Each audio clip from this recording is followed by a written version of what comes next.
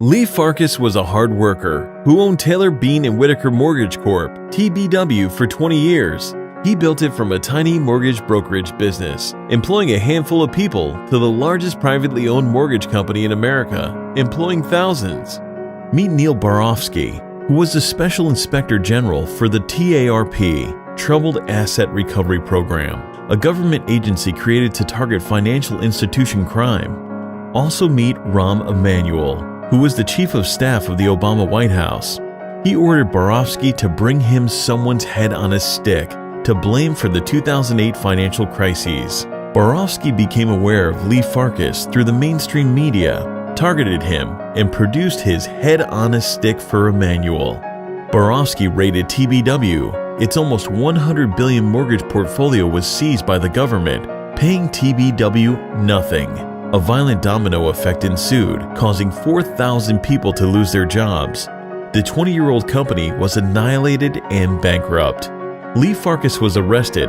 The government used every dirty trick in its bag to keep him from defending himself, including restraining all of his assets so he couldn't hire a lawyer. Then, after appointing a lawyer he didn't know or want, dumped 69 million pages of electronic evidence on one court-appointed lawyer.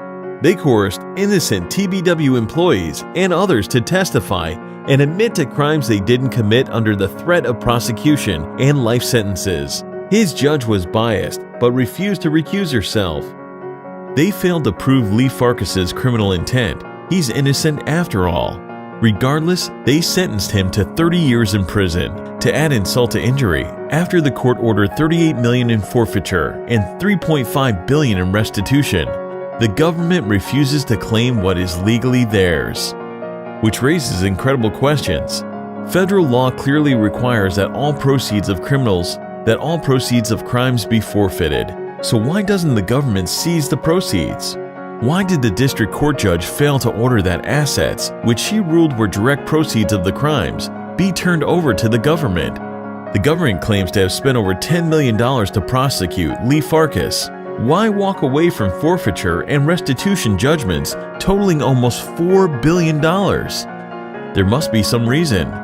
Could the government have arranged a secret agreement with the bankruptcy estate of TBW? Is this a case of misconduct within the Obama Department of Justice? How else can this extraordinary situation be explained? Will the truth at all ever emerge?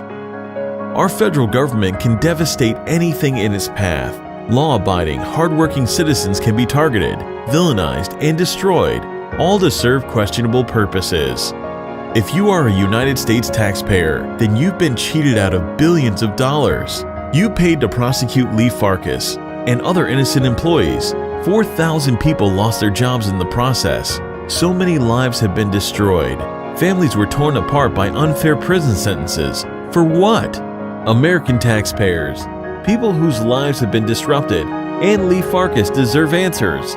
This wrong can be easily righted, but the government must follow the law and either satisfy these judgments with the money deemed to be the criminal proceeds by the district court judge, or explain why not. Our freedom is at stake. The government's impropriety should not be allowed to go on unchecked. Please email us at farkasfacts@gmail.com for the startling proof and documents providing the facts.